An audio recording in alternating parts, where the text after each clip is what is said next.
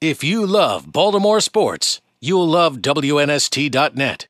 Then, looking specifically with the Ravens, looking that they don't need a starter this year per se, barring an injury, but they certainly would like to add depth. Are there any other safeties in that third to fourth round area that you see that could potentially blossom and maybe could be a starter a year or two down the road? Well, today it's all about can your safety cover. Right. But Mark Barron's got the full package. He can come down the box. He can cover those talented tight ends now, and that's why he'll be likely a top 15 pick. The kid from Notre Dame, we just talked about Zibikowski. He's got more size than Zibikowski, but I would equate those in talent. Good, smart, decent range. Be more comfortable with him in the second round. Don't necessarily see him. I think there will be better value, better talent on the board at positions you could use, like the two guards, Hermanson and Zeitler from Wisconsin we talked about. I don't, particularly at the safety position, which for a long time was, now don't waste the first round on a safety. Get that in the second, third round. Unless you have a dynamic talent. We've had some guys that are drafted up there. Eric Barrett, Earl Thomas. Some that have been successful, some that haven't. I think Barrett is really the only first round value at that safety position that we'll see in the draft. Are you surprised at the evolution, and I'll ask you the loaded question of the day here in a second. 5 years have gone by since you were doing this, and the thing that you're holding right now in your hand, this iPad, is now given to every player in 25, I think this is right, 25 of the 32 teams around the league now are giving the playbook, air quotes, but they're giving their data to players on this computer, and they're saying take it home, and that's how you study now. So the loaded question today is there too much coaching? Is there a possibility now that you guys that there's too many coaches, there's too much evaluation, there's too much video review, and that it's getting in the way of just letting these guys go be athletes? Teaching is teaching. You've got kids. Would you advocate in the classroom? My niece, Mike Smith, my brother-in-law with the Falcons, his daughter, Logan, my niece, 12 years old. They laptops and iPads in the classroom. They're not being taught cursive. They don't need it. It doesn't do it anymore, right? And that is what it is. Now, do you go back to that in today's world? I don't know. I'm not a teacher in that regard. This is a good teaching mechanism for the players. Now, I will say this. One of the selling points is great. They can then take this home and study. And the film's right there, and the teaching sequence. It's awful ambitious to think these guys are taking that home and doing that home, regardless. And that may be asking too much. But is it an excellent teaching tool that needs to be maximized? And are you behind the curve if you don't do it this way? Because this is the way the kids are learning. Absolutely. I think it's, people don't realize until you're somehow connected to it. People have no idea how complicated the game is. People have no idea on the outside, because we're not allowed on the inside, but knowing what I do know, the little that I know about how the information is given to the players, it's an extremely complicated week, and if you can't absorb it, then you get left behind on Sunday. And that's a different question if you're asking us, we as coaches, do we make it more complicated sometimes than we should? Absolutely. Okay. Absolutely. You can get to that saturation point. And it varies from player to player. You need to identify, I had 53 different players, and each one has a different learning curve.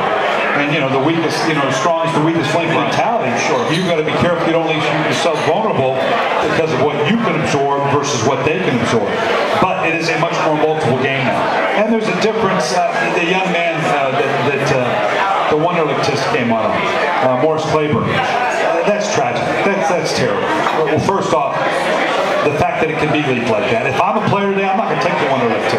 Unless you can guarantee me that's private information.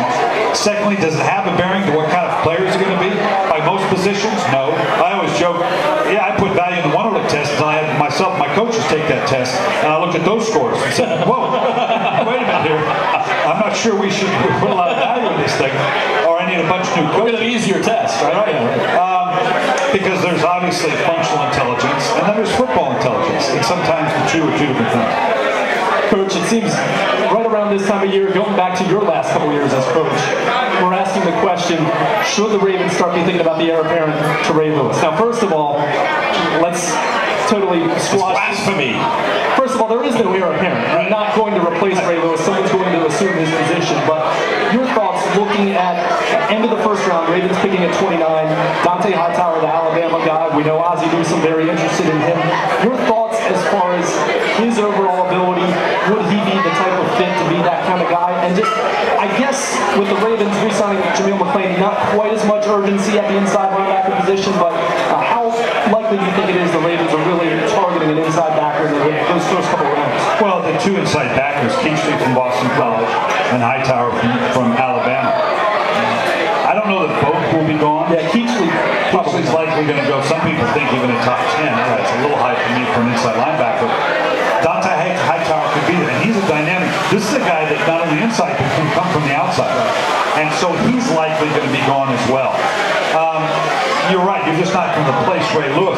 People talk about the Ravens getting old, and I don't know that that's a fair observation. I think they've done a good job of building a good solid core in behind it.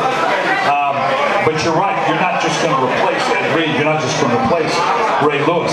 The dynamic of that defense, and I want to be careful here how I present it, but obviously the Ravens over better than a decade have been probably as dominant and consistent defensive team as has been in football. And we've had some phenomenal coaches, and deservedly so moved on. But that consistency has been there from Marvin Lewis to Rex Ryan to Greg Mattson to Chuck Pagano, and I'm sure will continue on. That doesn't mean those aren't great coaches, they are. But there's a little bit more to it when you have that kind of changeover in coaches, and the continuity has been there, and you can bring that back to the core of a Ray Lewis and an Ed Reed. That will eventually change. Are we at that point? Don't know. Eventually will we get there? Are we a day closer? Sure. At some point it's going to end. But I don't, when you take losing Jared Johnson hurt, but when you take them out of the equation, this is not as old a team as some people are presenting it, but clearly it's going to change the dynamic of that defense. No matter who they have in there, when you lose two players that likely will walk into the Hall of Fame. Coach, last thing, and then we'll get out of here and move on to another segment. The Joe Flacco comments. You probably been asked this 100 times.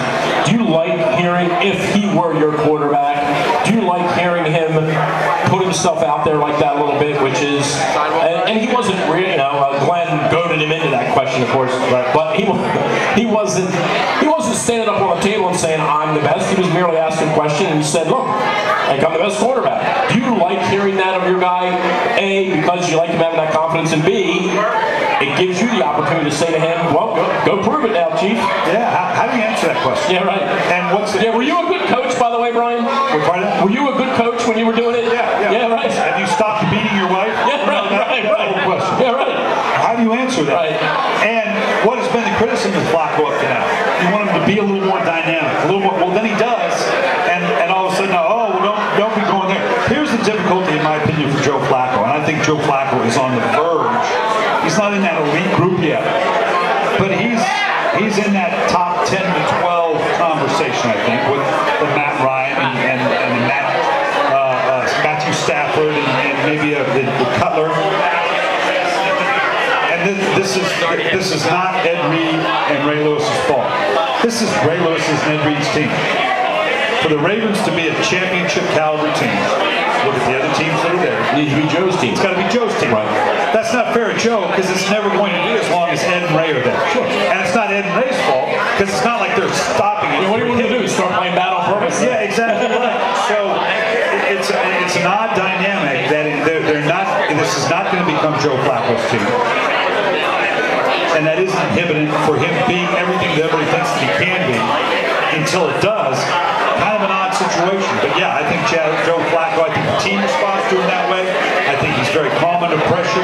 What we saw in the championship game was all but a player or two away from being this huge seminal moment that would totally change the perspective of Joe Flacco, and he didn't have to do a single thing.